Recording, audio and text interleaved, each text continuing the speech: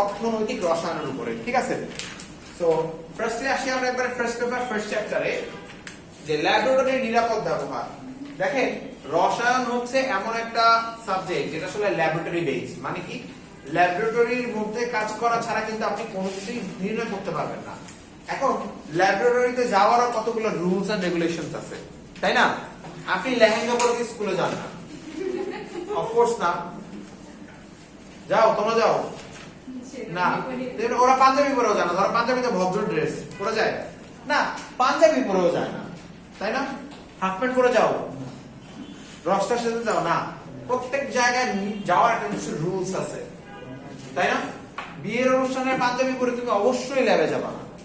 তো আমরা যদি ইয়ের কথা চিন্তা করি, আমরা যদি চিন্তা করি সব জায়গায় যাওয়ার জন্য সিস্টেম আছে, ল্যাবে যাওয়ারও কতগুলো সিস্টেম আছে। আর ল্যাবে যাওয়ার সিস্টেমটা আর বেশি গুরুত্বপূর্ণ। যেমন পাঞ্জাবি পরে স্কুলে গেলে স্কুলের নিয়ম কানুন ভঙ্গ হবে, কিন্তু তোমার তো কোনো ক্ষতি হবে না। তাছাড়া হবে না, কিন্তু ল্যাবে স্পেসিফিক রুলস গুলো তুমি যদি না মানো, তুমি মরেও যেতে পারো। কিভাবে? কিছু কিছু কেমিক্যালস আছে, কিভাবে হ্যান্ডেল করা লাগে তুমি জানো না। এটা নাড়াচাড়া খাইলে এটা ব্লাস্ট হয়। তুমি ধীরে সময় মতো নাড়াচাড়া শুরু করলা, তাহলে কি হবে? টম এন্ড জেরির মতন মাঝে মাঝে হাতে মুখ থাকে না, পুরো কালো হয়ে চোখটা থাকে, পরে আসতে পারে, তোমার একই অবস্থা। তো কতগুলো রুলস আছে। তো ল্যাবে ঢোকার আগে আমাকে কিছু পোশাক পরে নিতে হবে। তো এই পোশাকগুলো মনে রাখার সিস্টেম হচ্ছে মাথা থেকে পা পর্যন্ত। কিভাবে? সবার আগে দেখেন, মাথায় কি করতে হবে? ক্যাপ করতে হবে। মাথায় ক্যাপ করতে হবে। ক্যাপ পরবেন কেন? প্রথম কথা হচ্ছে অনেকের চুল ঝরে, চুলকে কেমিক্যালের মধ্যে পড়বেন, প্রথম কথা। আবার কেমিক্যালের কিছু গ্যাস আছে, এগুলো কই যায়? চুলে যায়। কাজে পরে দেখবে যে তোমার টাক, মানে আয়না তাকায় দেখবা আয়নার দরকার নাই, টাকি আয়না হয়ে গেছে। এই এক সমস্যা। আরেক সমস্যা হচ্ছে মেয়েদের অনেকে চুল বড়, তো এটা কেমিক্যালে যাবে। আবার অনেকে যাদের চুল বড় তাদের হচ্ছে চুল বেঁধে ক্যাপের মধ্যে নিতে হবে। কারণ কি?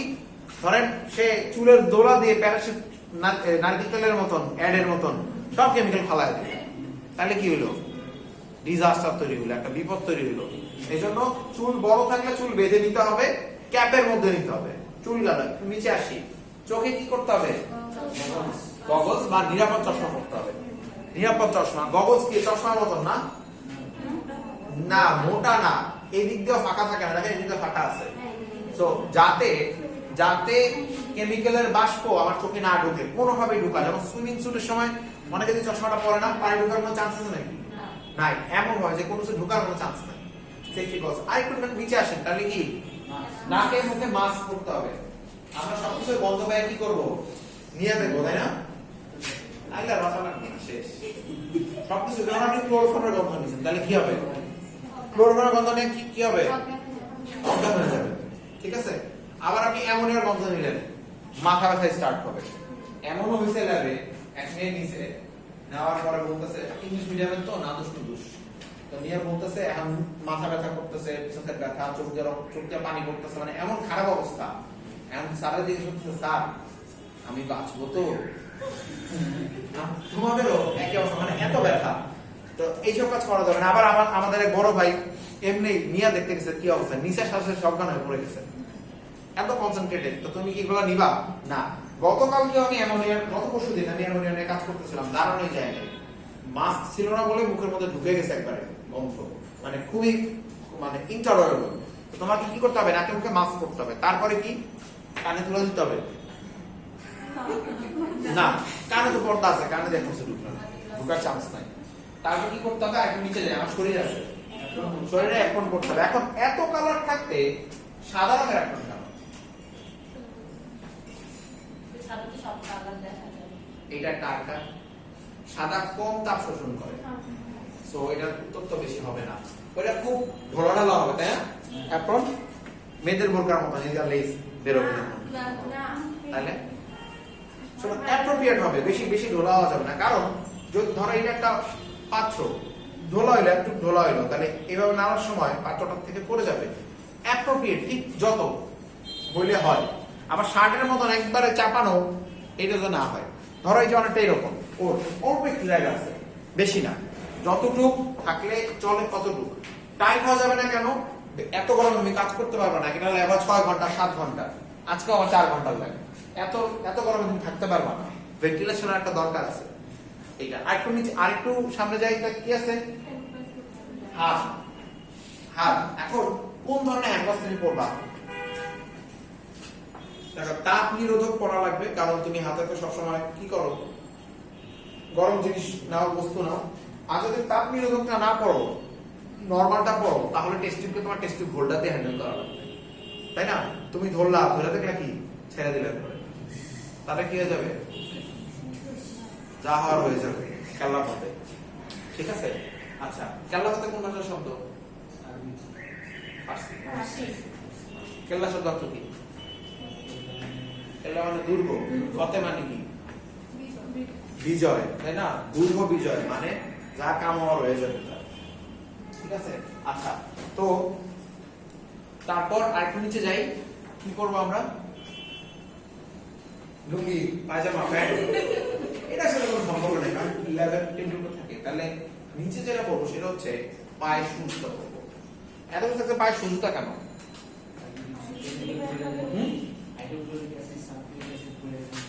হ্যাঁ, যদি গড়ায় পড়ে যায়, তুমি সব প্রিকশনস নিবে, সব সাবধানতা নিবে, তাও পড়ে যাইতে পারে। পড়ে গিয়ে এখন যদি আমার এই মতন জুতা হয়, তাহলে কি হবে? আগে পায়ে পড়বে। আর যদি শু হয়, তাহলে কি শুয়ে পড়বে, ততক্ষণে তুমি কি করতে পারবা? খুলে ফেলতে পারবা। সেটা সেফটি একটা ব্যাপার স্যাপার আছে। তো এই হচ্ছে আমার প্রিকশনস। তো এইটা তো বলা হচ্ছে আমার নিজের প্রিকশনস। এখন আমি ল্যাবে ঢুকলাম। ল্যাবে ঢুকে প্রথমে যেটা করতে হবে, দরজা জানলা খুলে দিতে হবে। কেন? ল্যাবে বিষাক্ত গ্যাস থাকতে পারে, সেটা যদি বের হয়ে যায়। দাহ্য গ্যাসও থাকতে পারে, থাকতে পারে না? তুমি বুনসেন বার্নার আগুন জ্বালাইলা, আগে যে গ্যাস ছিল এটা কি একটু পরে দুম, একটু পরে নিজে দেখতে হাসপাতালে আমি কোথায়, এমন। তো একটু ইয়ে করা লাগবে। আচ্ছা, তো এইটা হচ্ছে যে প্রিকশন। তারপরে হচ্ছে লাইট টাইট সব ঠিকঠাক ভাবে জ্বালাবা, যদি এসি ছাড়া অবস্থা থাকে সব ঠিকঠাক রাখবা। আবার কিছু বিক্রিয়ার সময় ফ্যান অফ করে দিতে হয়, কারণ বাতাস যাতে ফ্লো না হয়। এইটা গেল, তুমি সবই তার ঠিক করলা। তারপরে এখন এক এক কেমিক্যালের হ্যান্ডলিং প্রসিডিউর এক এক রকম। যেমন সোডিয়াম সায়ানাইড, পটাশিয়াম সায়ানাইড মারাত্মক বিষাক্ত। তুমি কি করবে? খালি হাতে ধরবা, কি করবা? কিন্তু সকল বিষয়ে আসলে গ্লাভস পরাটা মানে বিরক্তিকর। এই জন্য তোমাকে যেটা করতে হবে, ওই পাত্রটার গায়ে কি লেভেল দেয়া আছে, চিহ্ন দেয়া আছে, এটা তোমাকে শনাক্ত করা লাগবে। যদি চিহ্নটা দেখে ফেলো তুমি, তাহলে কিন্তু তুমি বুঝে যাবা যে ভাই এই হয়েছে। আবার কোনটা কিভাবে হ্যান্ডেল করা লাগবে, কোনটা ধরে নাড়াচাড়া করা যাবে না। তুমি ধরে নাড়াচাড়া করলা জৈব পারক্সাইড, তাহলে কি হবে? ব্লাস্ট হয়ে যাবে। বুঝছো? জৈব পারক্সাইড ধরে নাড়াচাড়া করলে ব্লাস্ট হয়ে যাবে। আবার ক্লোরিন গ্যাস, ক্লোরিন গ্যাস হাতে ধরতে সমস্যা নাই, গ্লাস ছাড়া ওই বোতল ধরতে সমস্যা নাই, নাড়াচাড়া করতে সমস্যা নাই। যখন তুমি খুলে দিবা, এটা যত জায়গা লাগবে জ্বলে যাবে। আর ক্লোরিন তীব্র জ্বালা পদার্থ, বুঝতে পারছো? আবার যেমন ক্লোরিনটা আগুনের পাশে রাখলে তেমন কোনো ঝামেলা নাই। ঝামেলা হবে হচ্ছে যারা ইথানল, মিথানল, ইথার, এটা কি হয়? দাহ্য পদার্থ রাখছো, কি হয়ে যাবে? পুরা লেবে আগুন লেগে যাবে। তো তার জন্য চিহ্ন সমূহ তোমরা বাসায় করে নিবা। লিখো বাসায় করা চিহ্ন সমূহ, কোন চিহ্নে কি কাজ।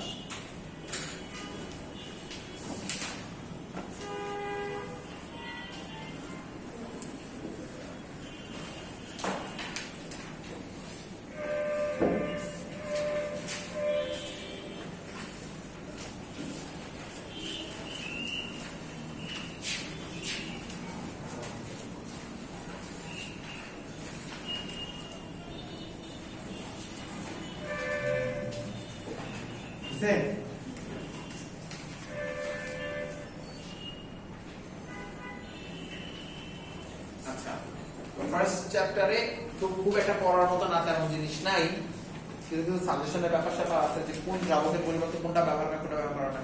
ঘুমাসে আলহামদুলিল্লাহ যে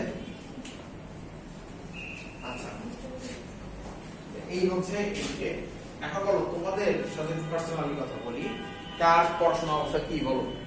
পড়াশোনা খুব হতাশ, একটা সময় কম, 2 মাস কি করবা?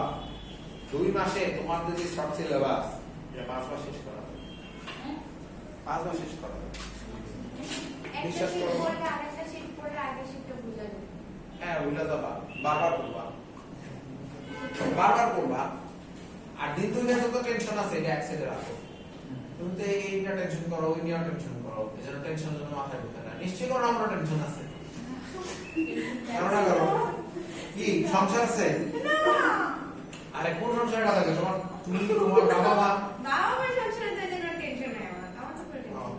তাহলে তোমার সমস্যা নেই। এই ছেলেদের কি টেনশন? তোমার কি সংসারের টেনশন? এই আস্তে মারামারি করো।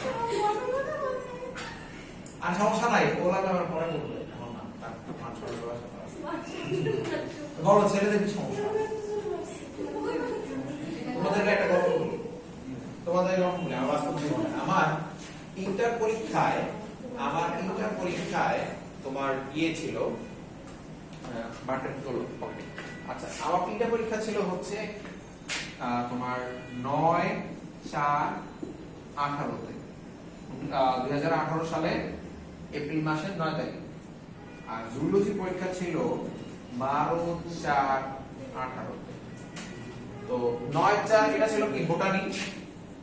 তো আমি বোটানিতে খুব ভালো ছিলাম, আমার ইয়ে খুব ভালো ছিল যে বোটানিতে আমি সবসময় 95 পাবো। টেস্টেও পাইছি এরকম, টেস্টে পাইছি হচ্ছে মনে হয় 46 পাইছি, খাতায় 50, অবজেক্টিভে পাইছি কত তোমার 24, কত হইলো 70, আর প্র্যাকটিক্যালে মনে হয় দিছিল 24, তা কত 94। তা আমি এ থেকেও সেই ছিলে যে না বোটানিতে ফাটায় ফেলবো তাহলে। আর জুলজি কয়টা পাত্তা দেয়নি, পড়ি নেই, 7 চ্যাপ্টার পড়ছি, 12টা চ্যাপ্টার না পড়ছি 7টা। আর আমাদের যে ম্যাডাম ছিল উনি ছিল বোটানি, উনি জুলজি খুব একটা পড়ায় নাই, খুব কমই পড়াইছে। আর উনি মানে ওনার সাথে যেহেতু বোটানির টিচার, উনি জুলজি ওইভাবে পড়াইতে পারে নাই। তো আমি তো আমার চিন্তা হচ্ছে এখানে এটা তো লাগবে 65, এটা লাগে কত 95, কত সব মিলাইয়া 160 পাইলে কি প্লাস এত দরকার আছে? কারণ আমরা প্র্যাকটিস করবো, একদিন তো মরেই যাবো।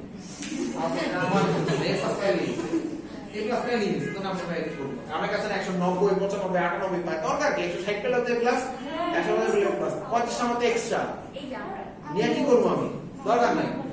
বোটানি যেদিন পরীক্ষাটা দিছি রে বাবু, এই দেখো বোটানি পরীক্ষা দিছি, খাতার মধ্যে গিয়ে দেখি 15টা অবজেক্টিভ কমন পড়ছে। 15টা অবজেক্টিভ কমন 25টার মধ্যে, আর বাকি 10টা আমি দেখি নাই জীবন নাই করতে। আমি চিনিও না, ঠিক আছে? এমনি কুমিল্লা বোর্ডের অবজেক্টিভ আমি চিনিও না। তো কুমিল্লা বোর্ডের পরীক্ষা সবচেয়ে বাজে হয়, শুনছো তো? দেখো প্রশ্নটা কোন কোন কলেজ?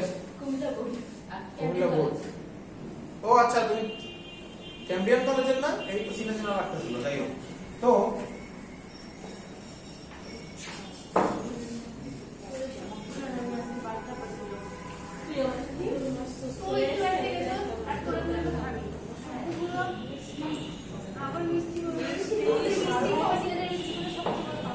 তারপরে যেটা হইলো, আমি এমসিকিউ পাই কয়টা? 15টা, তাই না? তখন ব্রাউনওয়ের আর ভাই বন্ধু কই?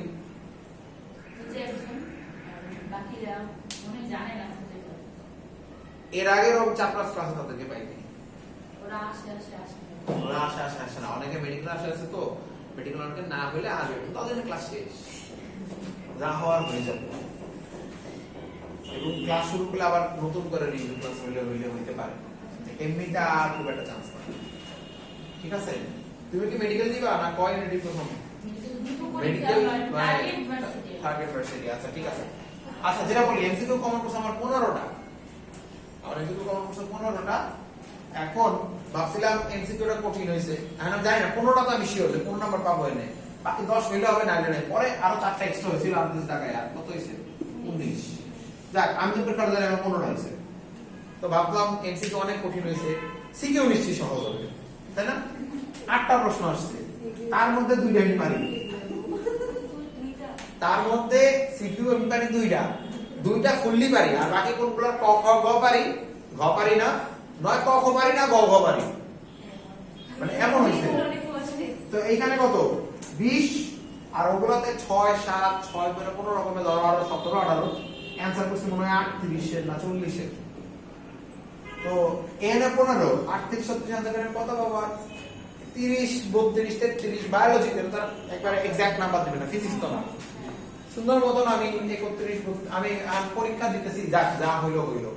সাইডে একটা মেয়ে ছিল অন্য কলেজের, হ্যাঁ, ওই কলেজটা হচ্ছে পুরা মানে যত ইয়ে আছে তার সেই কলেজগুলোর মধ্যে সবচেয়ে শেষের দিকে। তো পরীক্ষা তো দিচ্ছি, ওরা জিজ্ঞেস করা তুমি কয়টা দাও, তো ও বলতেছে আমি 2 এর গ দেই, মানে একটা সৃজনশীল শেষ আর একটা সে দিচ্ছে। ততক্ষণ আমি প্রশ্ন উল্টাতেছি কি পারি আর কি পারি না, প্রথম 20 মিনিট। তো এই ঘটনা যাচ্ছে। পরবর্তীতে যেটা হইলো, সে দিচ্ছে আল্লাহ আমি দেই, পাস করা ইম্পর্টেন্ট, পাস করি এবং পরীক্ষা দিয়ে বাড়াইলাম 38 মতো অ্যান্সার করছি, 37 মতো অ্যান্সার করছি। অ্যান্সার কইরা যেটা হইলো আমি এখন নাম্বার ভিনার টিনা দেখি কত আসবে, 70 71 আসবে এবং পরীক্ষা, এবং আমি খুশি কেন, কারণ আমার অপশনাল তো মনে মনে ভাবতেছি অপশনাল ফেল করলো টেনশন নাই, বেঁচে গেছি।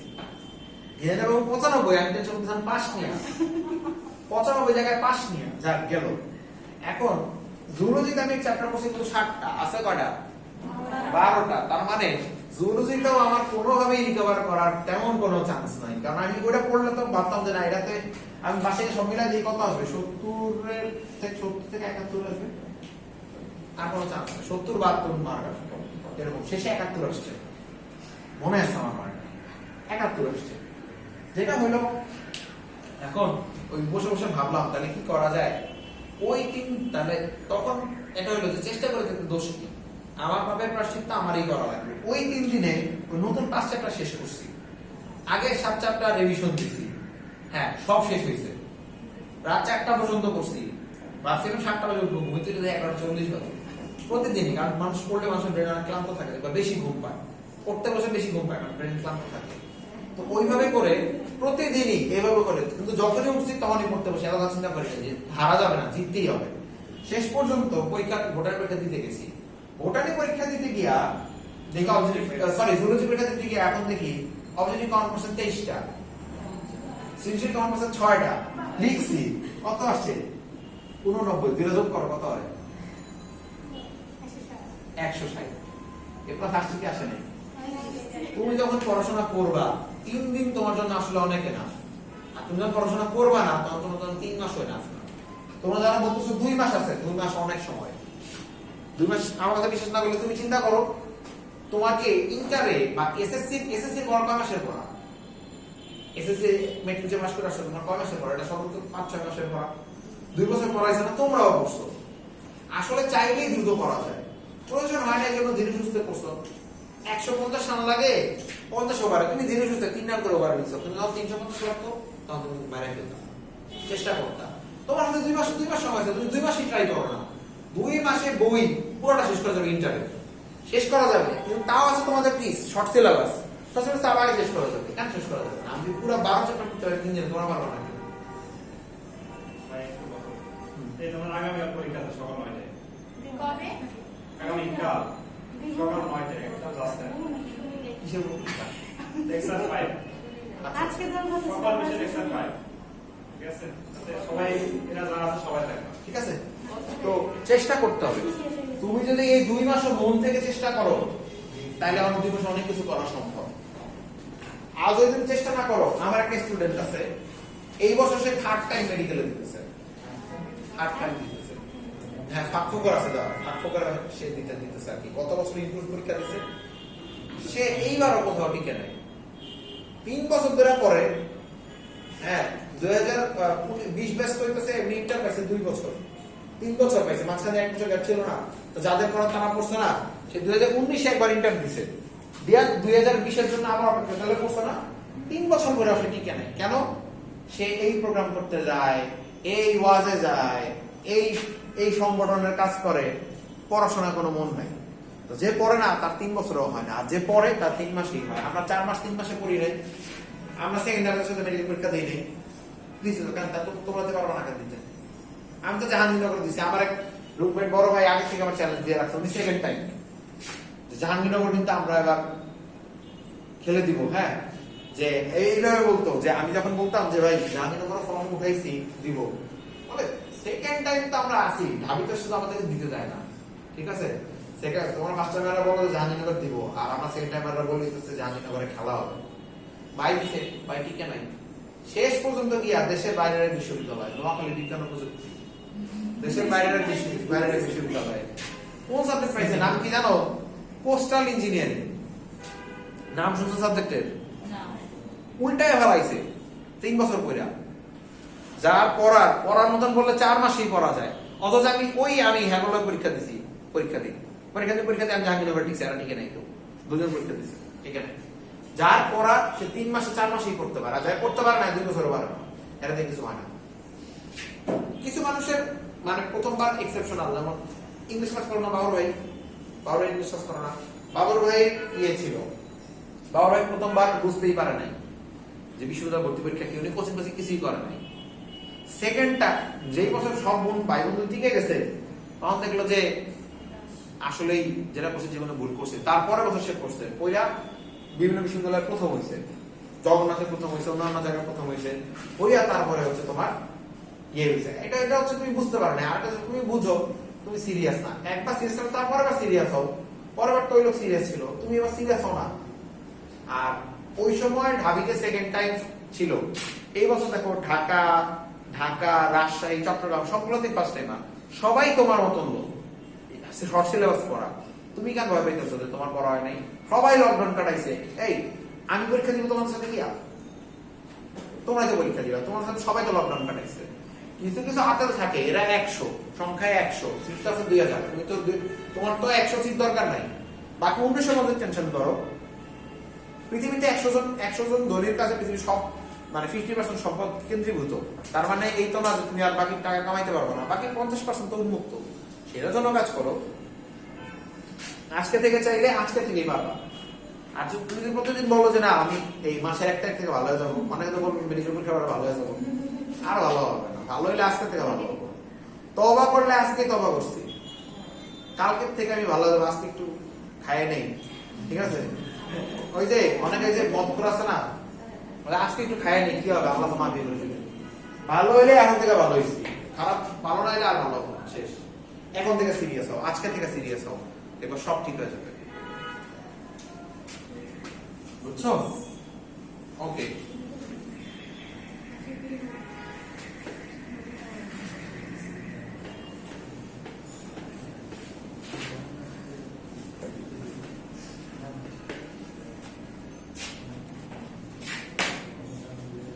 আচ্ছা, এবার আসে হচ্ছে অর্থনৈতিক রসায়ন থেকে তোমরা কি কি পড়বা। অর্থনৈতিক রসায়ন থেকে তোমরা কি কি পড়া উচিত? দেখো, অর্থনৈতিক রসায়নের প্রথম আমাদের যে পার্টটা আছে অর্থনৈতিক রসায়নে হচ্ছে প্রিজারভেটিভ প্রথম ব্যাপার, ঠিক আছে? এখন প্রিজারভেটিভ কি বলো তো তোমরা? খাদ্য দ্রব্যকে সংরক্ষণ করার জন্য যে সকল রাসায়নিক বস্তু ব্যবহার করা হয়, তো এই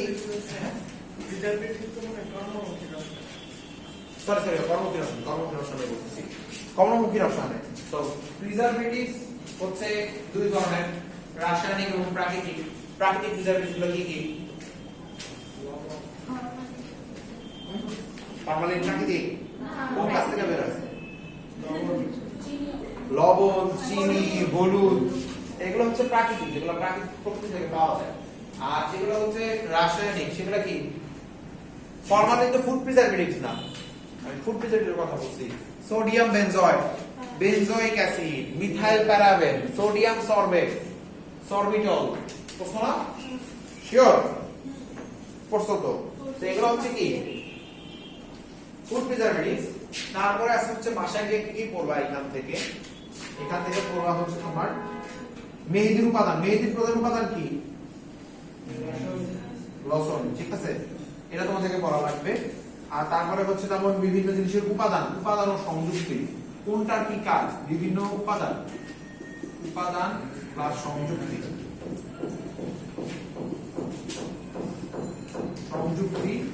প্লাস উপাদান সমূহের কাজ।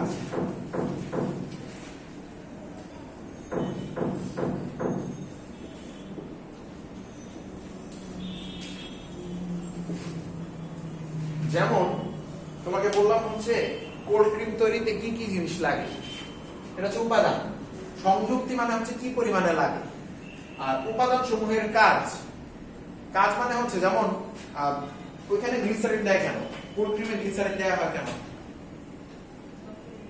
আর্দ্রতা ধরে রাখার জন্য। এগুলো হচ্ছে কাজ।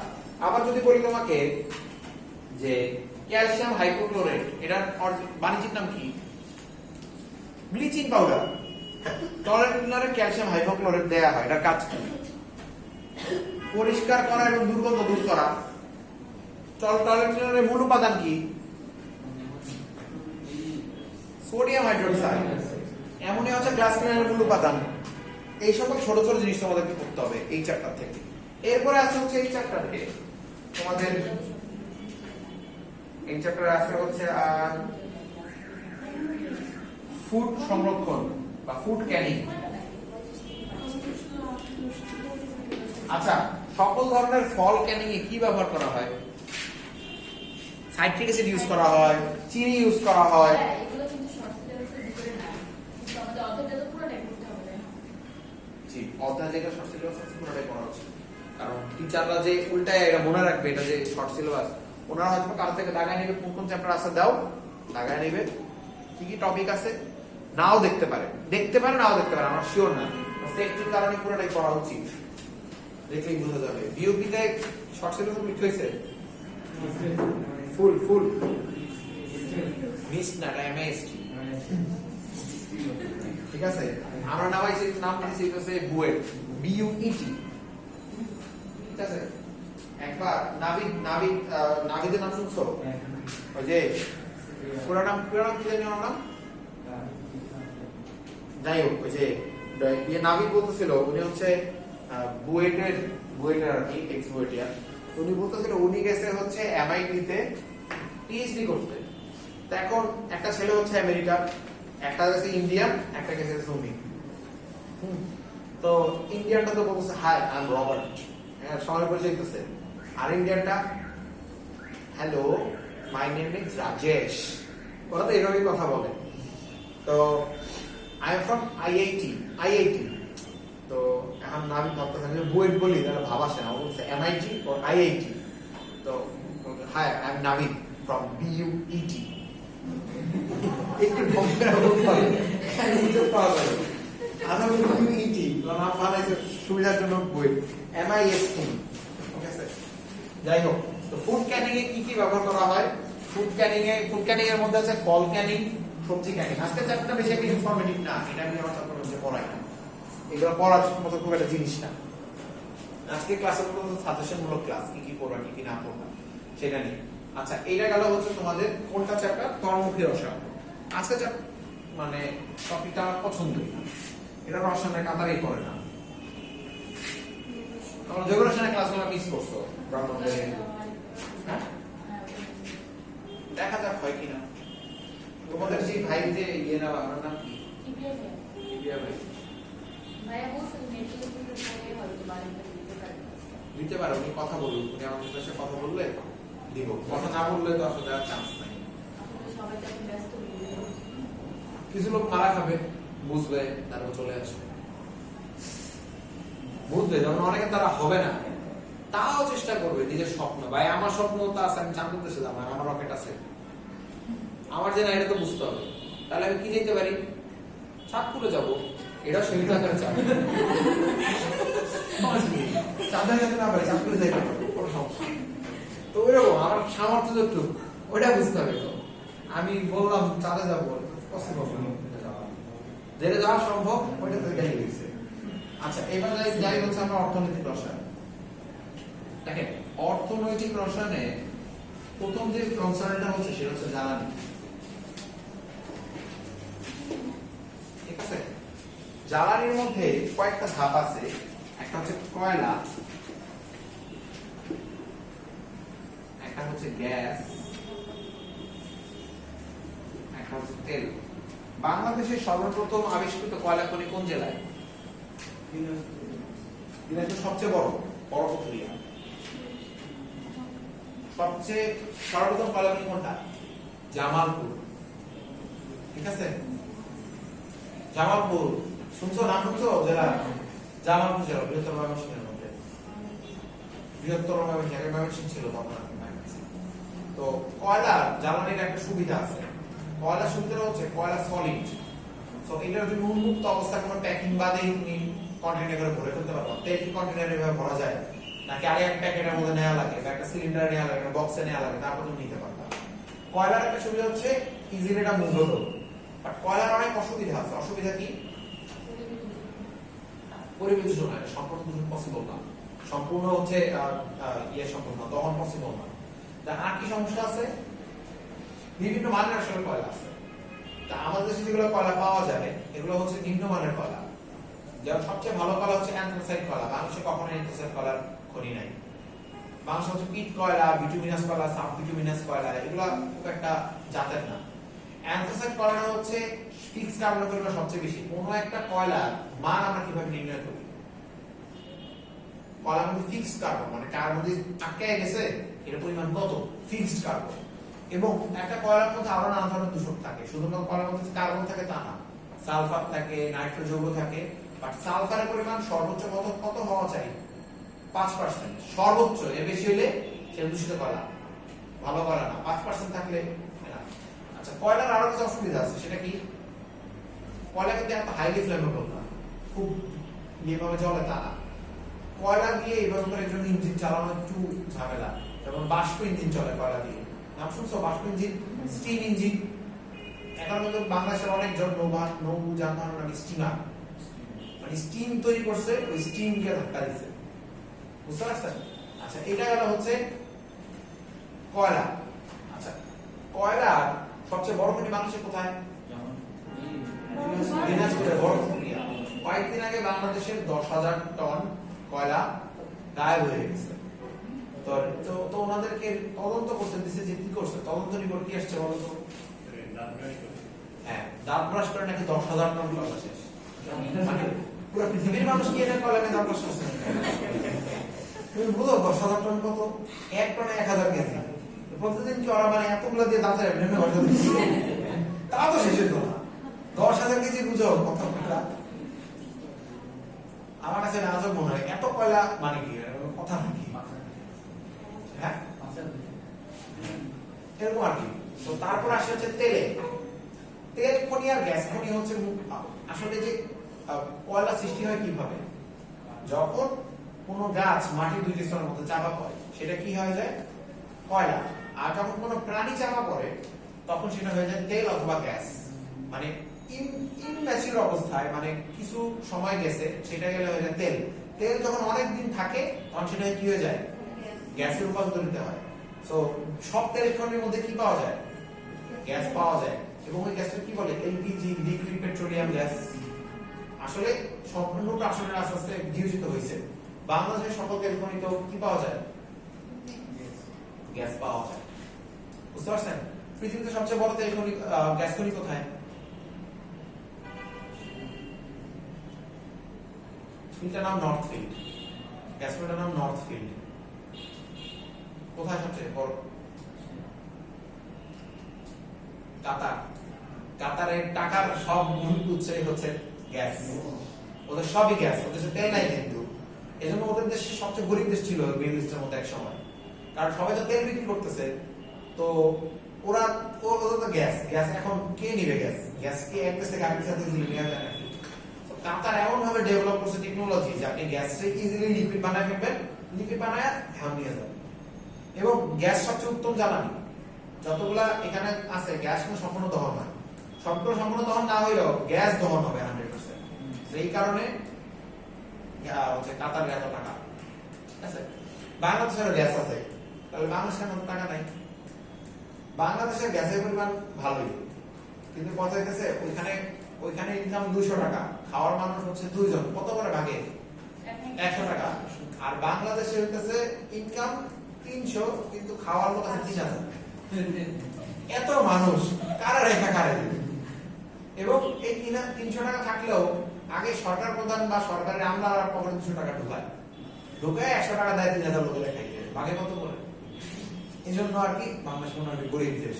বাংলাদেশ অর্থনীতি তো ভালোই বড়, অর্থনীতির পরিমাণ বড়, মানুষ এত বেশি, কারা রেখা কারে দিবে?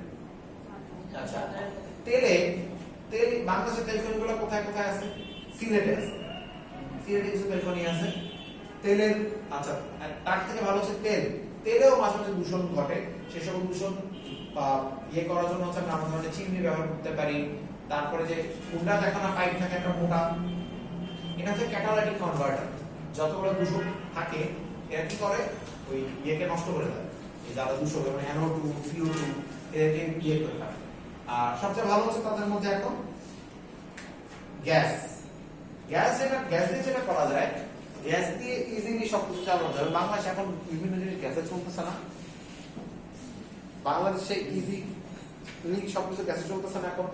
বিভিন্ন দেশের কলকারখানা ইজিলি গ্যাসে চালানো সম্ভব। ইভেন পৃথিবীর বিভিন্ন দেশ চাচ্ছে এখন গ্যাসে কনভার্ট হইতে, কারণ গ্যাসটা তুলনামূলক ভালো জ্বালানি, দামে কম, সব দিক দিয়ে সাশ্রয়। এই যে রাশিয়ার মধ্যে অ্যাটাক করতেছে না ইউরোপের কোন দেশ, কেন? ইউরোপের পৃথিবীর 20% গ্যাস তৈরি করা হচ্ছে রাশিয়া, আর ইউরোপের 40% গ্যাস দেয় রাশিয়া একলা। এখন তুমি কারে মারতে চাইতেছো? যে দোকানদার তোমার খাবার এনে খাওয়ায়, ওরা মেরে ফেলালে তোমার এনে খাওয়াইবো। এই জন্য রাশিয়ার মধ্যে কেউ ঝামেলা করতেছে না। তা না হলে অনেকে অনেক কিছু করতে, বাংলাদেশ হলে তো উড়াই হতো, এজন্য বাংলাদেশ কিছু থাকতো না। এই গেল জ্বালানি। এর মধ্যে বিভিন্ন শিল্পে, কারণ ফার্স্ট জায়গা হচ্ছে কাগজ শিল্পে। কাগজ শিল্পের প্রধান কাঁচামাল কি? পাট থেকে কাগজ বানায়, সেলুলোজ। এগুলো কাগজ আমাদেরকে বাসি দেয় পরীক্ষার হলে, রেজাল্ট শিটে, তাই না? কাঁচামাল হচ্ছে মূল কথা সেলুলোজ। গাছ হইতে পারে, কাপড় হইতে পারে, ঘাস হইতে পারে, বাঁশ হইতে পারে, সেলুলোজ থাকলে এইটারে তোমরা কি বলবো? কাগজ। এটা আর্টসের ছেলেমেয়েরা বলবো, তোমরা কি বলবো? Cellulose sheet. আসলে সেলুলোজ শীট, সেলুলোজ শীট না, সায়েন্সে ছাড়লে বুঝবে, আর্টসের যারা বলে বোঝানো চান্স। ঠিক আছে, সেলুলোজ শীট। সেলুলোজের রং কি? সাদা। এটা কিন্তু ক্লিয়ার করছে, এটা মধ্যে অন্যান্য রং ছিল, প্রাকৃতিক অনেক বস্তু ছিল, এগুলো ক্লিয়ার করছে। ক্লিয়ার করছে কি দিয়ে? কুকিং লিকার দিয়ে।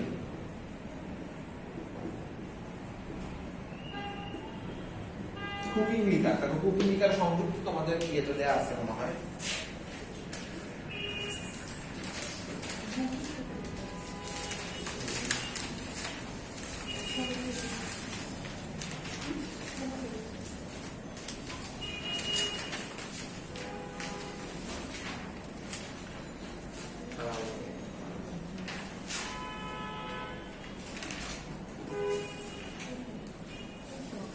কুকিং লিকার, এটার নাম দিয়েছে booking liquor. 16 page number 16 cooking liquor.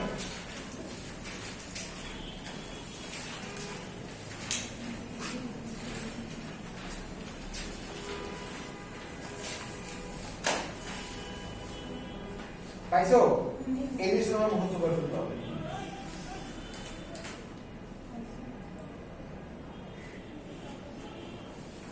এই কুকিং লিকার দেওয়ার পরে আমরা যখন কাঠ বাঁশ নেওয়া হয়, প্রথমে এদেরকে চপিং করা হয়। চপিং মানে কি? কাটা হয়, একবার ছোট ছোট টুকরা তৈরি করা হয়, দেন এগুলোকে পিষা হয়। ঠিক আছে? আচ্ছা সরি, পিষার আগে হচ্ছে এগুলোকে রান্না করা হয় কুকিং লিকারে। করলে যেটা হয়, এটার মধ্যে তো অপদ্রব্য থাকে, এইটা ঝরে যায়, তাহলে শুধু থাকে কি? সেলুলোজ। ওই সেলুলোজ গুলো পরে পিষা হয়, পিষে দেন হচ্ছে কি করা হয়? মন্ড তৈরি করা হয়, এটা বলে পাল্প। দেখবা প্রায় টিস্যুটা লেখা থাকে না, Bashundhara paper and pulp industries. Pulp মানে কি? কাগজের যে মন্ড। এই মন্ডটার পরে কি করে? বিভিন্ন ব্র্যান্ড কিনে নিয়ে যায়, কিনে নিয়ে গিয়ে কি করে? কাগজ বানায়। কাগজ বানানোর একটা ধাপে তারা আবার ব্লিচিং ইউজ করে। ব্লিচিং ইউজ করলে কি হয়? কুকিং লিকারের ফলে এই যে কাগজের রং কি হয়ে যায়? হলুদ হয়ে যায়। এবং কাঠের রঙও দেখবেন সাধারণত কিন্তু হলুদ, তাই না? তো হলুদ থেকেই যায়। ওনারা কি করে? ব্লিচিং পাউডার ইউজ করে। ব্লিচিং পাউডার এটা বলে ক্লোরিনেশন। ব্লিচিং পাউডারের মধ্যে সাদা হয়ে যায় না, কাগজও সাদা হয়ে যায়। কিন্তু বাংলাদেশে যে কর্ণফুলী পেপার মিলস আছে, ওরা ক্লোরিনেশন করে না, কারণ এটা পরিবেশ বিরোধী, ক্লোরিন আছে এজন্য। আমরা যে বোর্ডের কাগজে লিখি এর রং কি? হলুদ, কারণ ক্লোরিনেশন করা হয় না। ব্যাপারটা বুঝছেন? কিন্তু কাগজটা বেশ ভালো। কেন বলো তো? ভার্জিন ম্যাটেরিয়াল দিয়ে তৈরি, মানে হচ্ছে ওইটা ডাইরেক্ট কাঠ বা বাঁশ থেকে তৈরি। আর আমরা যে সাদা কাগজগুলো ইউজ করি, এরা অর্ধেক ভালো জিনিস দেয় আর অর্ধেক রিসাইকেল ম্যাটেরিয়াল। যার ফলে কাগজগুলো দুর্বল হয়। অনেক কাগজ দেখেন একবার নরম, ওইটা হচ্ছে পুরোটাই রিসাইকেল। আর ভালো কাগজ তৈরির জন্য দুইটাই দেওয়া উচিত। আর একবার শক্ত কাগজ তৈরি হয়, এটা হচ্ছে কি পুরোটাই কাঠবাস থেকে তৈরি, একবার শক্ত যেগুলো। প্যাডের কাগজগুলো দেখেন না আপনারা, এটা তো বেশ ভালো পিচ্ছিল, এটা হচ্ছে পুরোটাই ইয়ে তৈরি, আর পিওর এলিমেন্ট দিয়ে তৈরি। তো এবার হচ্ছে কাগজ। এবার যাই হচ্ছে কাঁচ। এই কাঁচের সংকেত বলো, ব্রাহ্মণবাড়িয়া কাঁচের সংকেত বলো, কাঁচের সংকেত বলো কেউ, কারণ SiO2 তো সিলিকন ডাইঅক্সাইড। লেখো কাঁচের কোনো নির্দিষ্ট সংকেত নেই, কাঁচের কোনো নির্দিষ্ট সংকেত নাই। লেখো কাঁচ হলো ডাবল সিলিকেট, ডাবল সিলিকেট। কাঁচের কোনো সংকেত নাই, কাঁচ হলো ডাবল সিলিকেট, মানে যে কোনো দুইটা ধাতুর অক্সাইড আর সিলিকন ডাইঅক্সাইড যোগ করলেই হয়। যেমন ধরো আমি বললাম ক্যালসিয়াম অক্সাইড, সোডিয়াম অক্সাইড আর হচ্ছে সিলিকন ডাইঅক্সাইড, দুইটা ধাতুর অক্সাইড সাথে কি সিলিকন ডাইঅক্সাইড, ডাবল সিলিকেট। তুমি যদি বিভিন্ন রং দিতে চাও তাহলে সোডিয়াম অক্সাইডের বদলে লেড অক্সাইড ইউজ করবা, ক্রোমিয়াম অক্সাইড ইউজ করবা। অবস্থান্তর ধাতু যারা আছে, এই অবস্থান্তর ধাতুগুলোর অক্সাইডের রং কি হয়? রঙিন না? অবস্থান্তর ধাতুগুলোর অক্সাইড রঙিন হয় না? তাহলে এখানে যে কোনো একটা সরাই তুমি কি করবা, ওটা ইউজ করবা, বা এটার সাথে ওটা ইউজ করবা, তাহলে কি হয়ে যাবে? রঙিন কাজ হবে। দেখো রঙিন কাজ হয়, রঙিন কাজ উপরে রং করা থাকে না, ভেতর থেকেই নীল, এই কারণে নীল হয়। কোনো না কোনো অবস্থান্তর মৌলটা ব্যবহার করা হয়। দেখি এখানে আছে কিনা অবস্থান্তর মৌল।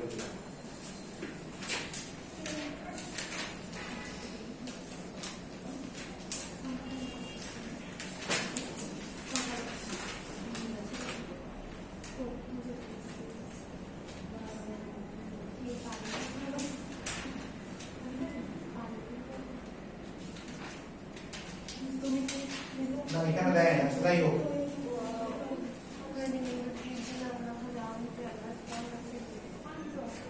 এই মারামারি করো কেন তোমরা? ভাগ করে রাখো। এই তাকাও। তারপরে আছে হচ্ছে আমাদের সিরামিক শিল্প। সিরামিকের মূল উপাদান কি বলো তো? এটার ইয়ে নাম কি, সাইন্টিফিক নাম কি? হোয়াইট না? কেওলিন। কেওলিন বাংলাদেশে কোথায় পাওয়া যায়? বিজয়পুরের নাম শুনছো? বিজয়পুরের সাদা পাহাড় আছে না, আসলে সাদা মাটির তৈরি পাহাড়, ঠিক আছে? এইটার মধ্যে নানা ধরনের রিফ্লেক্টরি এলিমেন্ট। রিফ্লেক্টরি এলিমেন্ট কি বলতো? রিফ্লেক্টরি এলিমেন্ট কি? যারা আলো রিফ্লেকশন ঘটে, রিফ্লেক্টরি এলিমেন্ট গুলো কি কি? দেখো পেজ নাম্বার নিয়ে যাও, পেজ নাম্বার 16 যাও।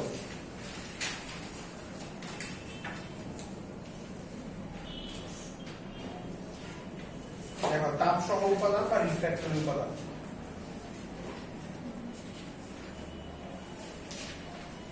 পাইছো?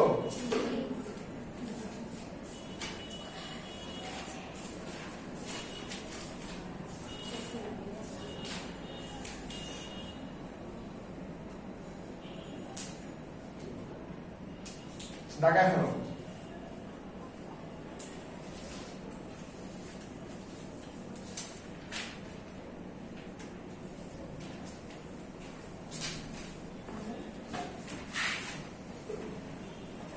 এরপর আসি চামড়া ট্যানিং।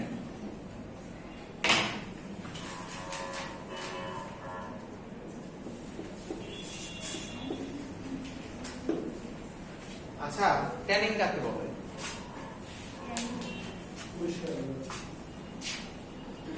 না তো বলো, ট্যান শব্দের অর্থ কি?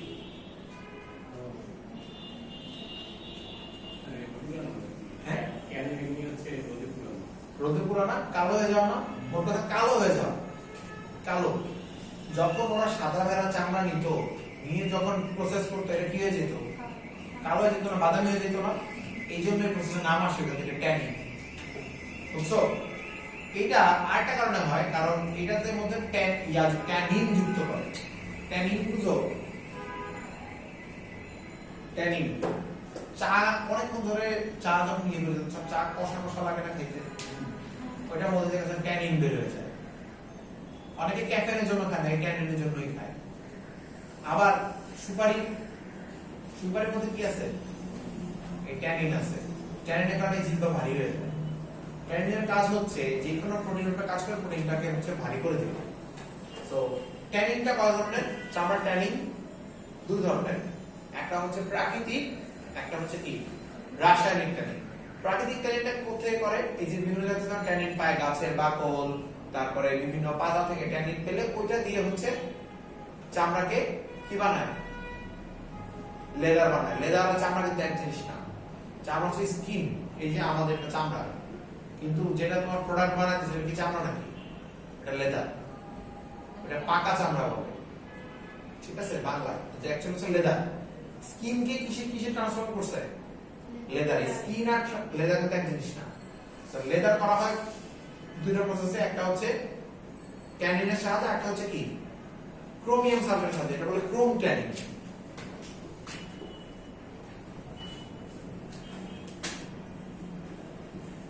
এর নাম শুনছো? এটা যেটা করে এটা হচ্ছে প্রোটিন গুলোর সাথে, প্রোটিন আছে না, প্রোটিন গুলোর মধ্যে কি থাকে? অ্যামিনো অ্যাসিড থাকে।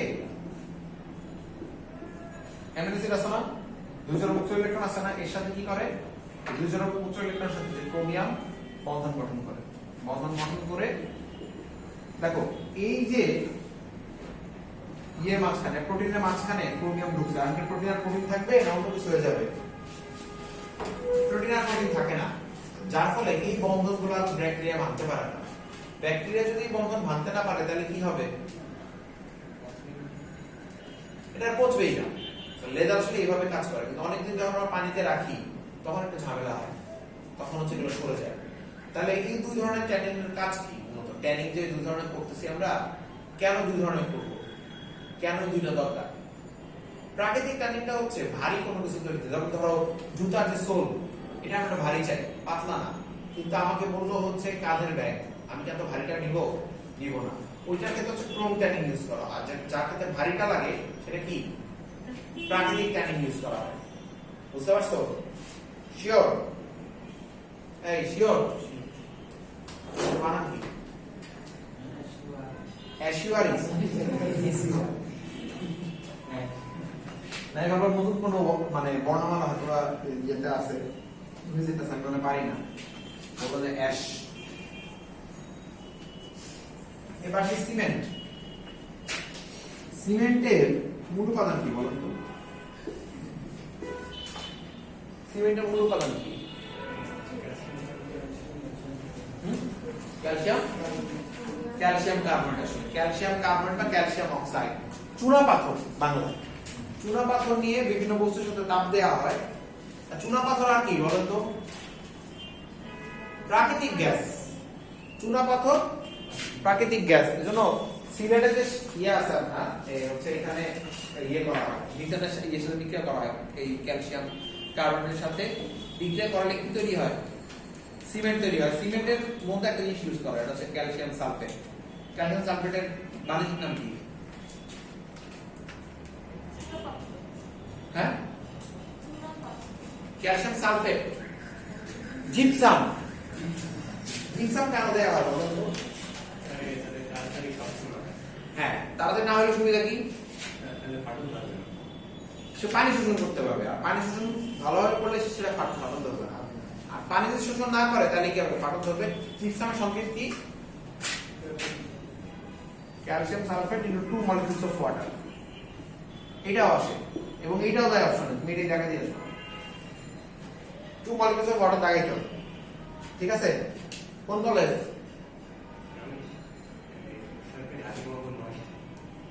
কোন জায়গায় এটা? খুলনা। হাজি মোহাম্মদ মহসিনের বাড়ি খুলনা, শরীয়তপুর না?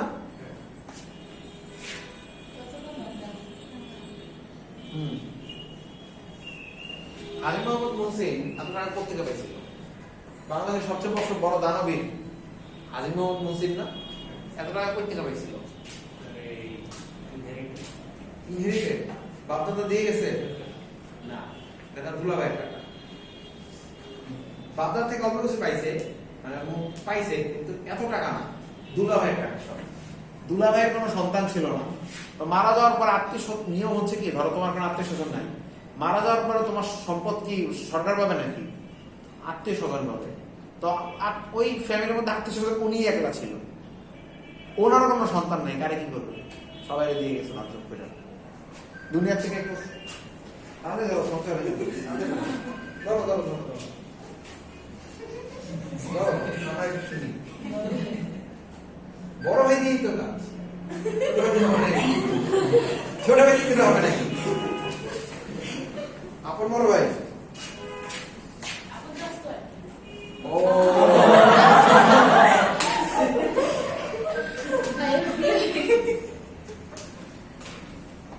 না, একাধিক জায়গা আছে তো।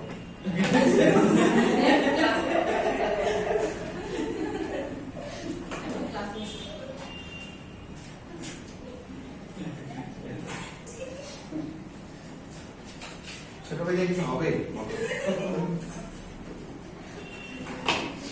আচ্ছা, তো আচ্ছা শেষেরটা খুব ইম্পর্টেন্ট, ইউরিয়া উৎপাদন। দেখেন এটা খুব ইম্পর্টেন্ট, এটা যদি লিখিত জন্য আসতে পারে ঢাবিতে।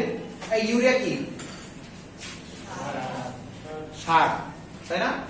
ইউরিয়ার বার্জিলিয়াস ইয়া পড়াইছিলাম তোমাদেরকে, এটা কি ইউরিয়া, তাই না? ইউরিয়া কই পাওয়া যায়? ইউরিয়া মূলত কই পাওয়া যায়? হ্যাঁ, মূত্রে। ইউরিন থেকে ইউরিয়া আসছে। ইউরিন, স্তন্যপায়ীর ইউরিনে যেটা পাওয়া যায় তাকে ইউরিয়া বলে, তাই না? ইউরিন থেকে ইউরিয়া আসছে কিন্তু না। এখন আমার কথা হচ্ছে, তাইলে তো ইউরিয়া সার উৎপাদন দরকার কি? সবাই একযোগে মূত্র ত্যাগ করলেই তো হয়। ক্ষেতের পারে গিয়া ধরো মানে রুলস বাই রুলস, মানে আমরা টাইম বাজে দিব 3টা থেকে 4টা ইউরো, 4টা থেকে 5টা ইউরো, সেচের কাজ হয়ে গেল, ইউরিয়া দেওয়া হয়ে গেল। নতুন করে দেওয়ার দরকার আছে নাই? আবার এমনও করতে পারি, খেতে পারে দেওয়ার দরকার নাই, সম্মিলিত যে পাইপ, আমরা সব জায়গায় ওয়াটার ট্যাঙ্ক বানাই, এখানে প্রেসার ট্যাঙ্ক বানাবো, কিন্তু সমস্যা কি? নির্দেশ দিলে সমস্যা নাকি? মানে মূত্র ত্যাগ করে সমস্যা কি? এটা এই বুঝে আমরা কেন নেই?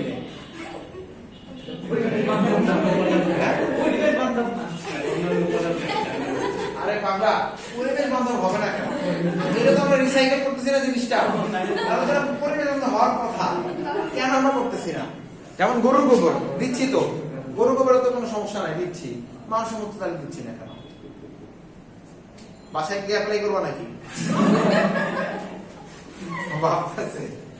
শোনো, মানুষের মূত্রে শুধুমাত্র ইউরিয়া থাকে না, মূত্রের সাথে ইউরিক অ্যাসিড থাকে, ক্রিয়েটিনিন থাকে, দূষিত যত পদার্থ আছে সবই থাকে। এখন গাছ শুধু ইউরিয়া নিবে, বাকিগুলো কই যাবে? মূল বাতাস শোষণে ফলে যাবে, সেই ফল তুমি আবার খাবা, তাই না? সেই ফল তুমি আবার খাবা, দূষিত পদার্থ কই গেল? ফলে গেল। তাহলে সেই ফল খাইলে তোমার শরীরে গেল, যেই কিডনি কষ্ট করে বের করে দিছে, সে আবার ওই যে দূষিত পদার্থ আছে ইউরিয়া বাদে, ইউরিয়াটা তো গাছ কাজে লাগাইছি, বাকিগুলারে কিডনি আবার পাবে না, দেখে কি বলবে? আচ্ছা আপনি মানে কি আবার দেখা হয়েছে আপনার সাথে, তখন কিডনি এমন করবে, কি হলো? আমি তাকে বাইর করে দিছি 1 মাস আগে, এটা আবার ঢুকাইছি, এবং তুমি একসময় দূষিত মানে তোমার শরীর পয়জন দিয়ে ভরে যাবে। শুধুমাত্র এই ইয়েতে মূত্র যে শুধুমাত্র ইয়েতে তা না, আমাদের দূষিত পদার্থ আছে, এটা কিন্তু আসলে মূত্রের মাধ্যমে বেরিয়ে যায়, জানো? মূত্র এবং মলের মাধ্যমে বেরিয়ে যায়। তাহলে তুমি তোমার শরীর যেটা বাইর করতে চায়, তুমি সেটা আবার ফলের মাধ্যমে খাইতে চাও, তাহলে হবে? এই জন্য খোলা পানিতে মানে কোথাও কোনো পরিষ্কার পানিতেও শিশি করা কবিরা গুনাহ, করতে পারবে না। বাংলাদেশে করা, বাংলাদেশে বৃষ্টি হলে বাবুরে জানলা পাশে দাঁড়া বলে, বাবু শিশি দাও, জানে না। আসলে এটা কিন্তু চরম খারাপ জিনিস। আবার ওই পানি কই যায়? পুকুরে যায়, এটা তো সকালবেলা দাঁত, তাই না? হয় না? এটা হচ্ছে স্টুপিডিটির একটা লেভেল নাই বাংলাদেশে করতেছে। আচ্ছা, তাহলে ইউরিয়াটাকে তাহলে আমরা মূত্র থেকে নিব না, বানায় নিতে হবে, বানায় নিতে হবে। তো এই যে আমাদের শরীর ইউরিয়া তৈরি হয়, কিভাবে তৈরি হয় বলো তো? আচ্ছা ভাইয়া, গাছে হচ্ছে মানে পশু পাখি হচ্ছে মলমূত্র দেয়, গাছে তো না, গাছে তো না, গাছে না গাছে ইউরিয়া তো গাছে না বলতেছি মলমূত্র তুমি কি দেখছো দেখছো কোনো পাখির গাছে নিচে শিশি করতে? না, গরুর ইউরিনের এত খারাপ জিনিসপাতি নাই। আমাদের ইউরিনে আমরা নানা ধরনের রাসায়নিক পদার্থ গ্রহণ করি। গরুর রেখে ওষুধ খাওয়ায় না, মানে অতিরিক্ত ওষুধ খাওয়ায় না, অতিরিক্ত পলিউটেড জিনিসপাতি খাওয়ায় না, গরু ঘাস খায়। হ্যাঁ, গরুর ইউরিনে যে নাই তা না, তবে ব্যাপারটা হচ্ছে গাছ কিছু পরিমাণকে ইয়ে করতে পারে, মানে ফিল্টার করতে পারে, কিন্তু আমাদের বড় হারে সবাই করি। তাহলে তো ধরো পানির কোনো অর্গানিক উৎস নাই। গরু যদি এখন তো আমরা কাজ করি না, মানুষের মূত্র কাজে লাগে না, গরুর মূত্র তো লাগে, তাহলে গরুর মূত্র লাইনে দিয়ে দিই, তাও সমস্যা। মানে স্বল্প মাত্রায় হলে গ্রহণযোগ্য, কিন্তু বেশি মাত্রায় হলে গ্রহণযোগ্য। তবে যতটুকু পারলে অ্যাভয়েড করা ভালো। আর যদি কারোর সত্যতা থাকে, তার গাছের নিচে শিশি করে দিবে, অ্যাটলিস্ট তার শিশি খাওয়ানো যাবে, তাই না? ঠিক আছে। তো আমাদের শরীরে আসলে ইউরিয়া তৈরি হয় কিভাবে? আমাদের শরীরে তৈরি হয় হচ্ছে এই যে অ্যামোনিয়া থাকে প্লাস CO2, আমাদের শরীরে তো CO2 আছেই, এই দুটো বিক্রিয়া করে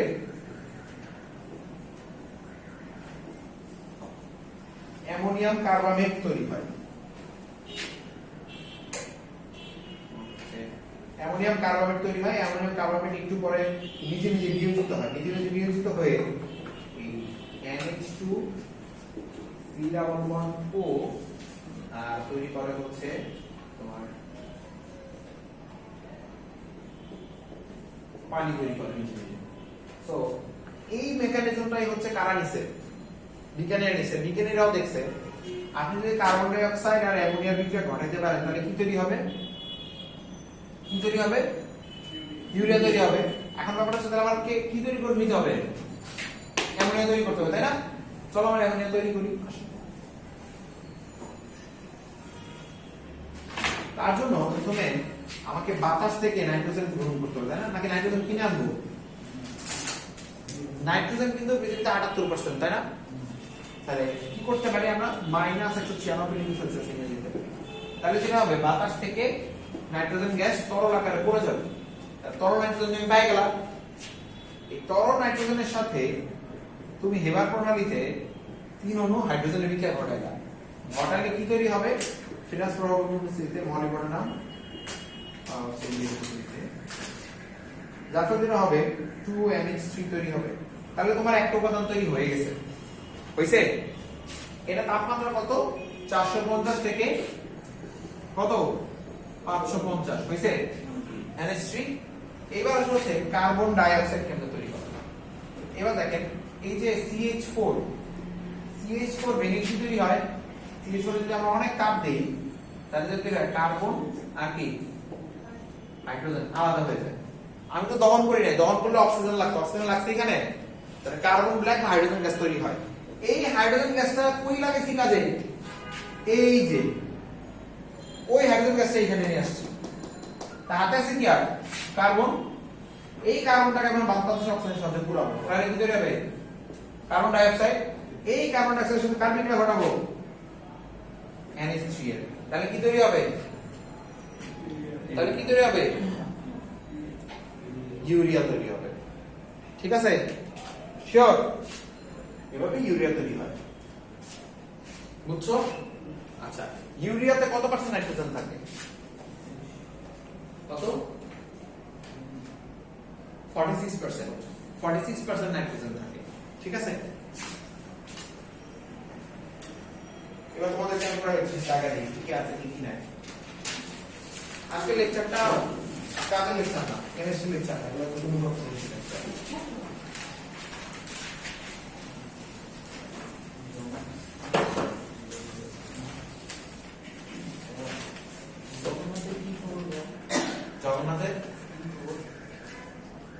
জগন্নাথের কারো নাম জগন্নাথ বিশ্ববিদ্যালয়, জগন্নাথের শিক্ষক, জগন্নাথ নাম দিতে পারে। হ্যাঁ, জগন্নাথ বিশ্ববিদ্যালয় বুকসের মধ্যে আছে। জগন্নাথ বিশ্ববিদ্যালয় বের হয়ে যেতে চাচ্ছে, শুনলাম যেটা, এখনো বের হয়নি, তবে চাচ্ছে বা কমপ্লিট বিশ্ববিদ্যালয় থাকতে রাজি। কেন? ওরা প্রশ্ন করে না, এবার প্রশ্ন এবার প্রশ্ন হচ্ছে জগন্নাথ। জগন্নাথের আন্ডারে গেছে আর কি সব দায়িত্ব। বাট এগুলো করলে আসলে লস, ওই বিশ্ববিদ্যালয়গুলো লস হয়। দেখো অনেক বিশ্ববিদ্যালয়ে সিট থাকে, পরীক্ষা এক জায়গায় হয় ঠিকই, পরে তো আবার ইয়ে দেওয়া লাগে আমাদের, এবং সব বিশ্ববিদ্যালয়ে টাকা দিয়ে অ্যাপ্লিকেশন করা লাগে। এটা লাভ কি? এমন হয়েছে কারো বাসা রংপুর, সিট পড়ছে চট্টগ্রাম, আমার কাছে সিট পড়ছে পটুয়াখালী, তাহলে ওরা তো পটুয়াখালী যাওয়ার ইচ্ছাই নেই, তাহলে ওরা কি করতো? কুমিল্লা বিশ্ববিদ্যালয় কিন্তু নোয়াখালী বিজ্ঞান পরীক্ষা যেগুলো বাসার কাছে, পটুয়াখালী কারণে যাইতেও পারে না, তারপর নিয়ে যাওয়ার কথা। এটা চরম একটা অব্যবস্থাপনার মধ্যে দিয়ে গেছে পরীক্ষাগুলো। ঠিক আছে, ছোট ছোট বিষয়গুলো বাংলাদেশে নিয়ে একটা অব্যবস্থাপনা চলতেছে। আমাদের রামপুরে বিশ্ববিদ্যালয় আছে তাই না? চাঁদপুরও তো আছে, চাঁদপুর বিজ্ঞান কুমিল্লা নোয়াখালী সাথে ভালোই দূর।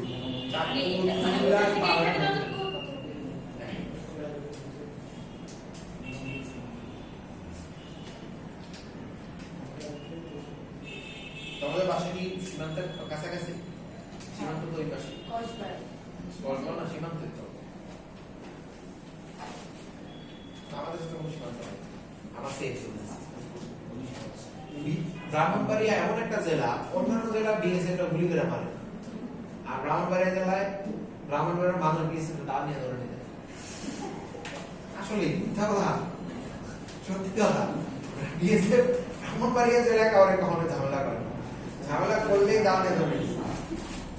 সব জায়গায় মানুষ আছে, ব্রাহ্মণবাড়িয়ার সাথে কোনো ঝামেলা যায় না। এই দেখো ফুড অ্যাডিটিভ, পেজ নাম্বার 4 এ যাও।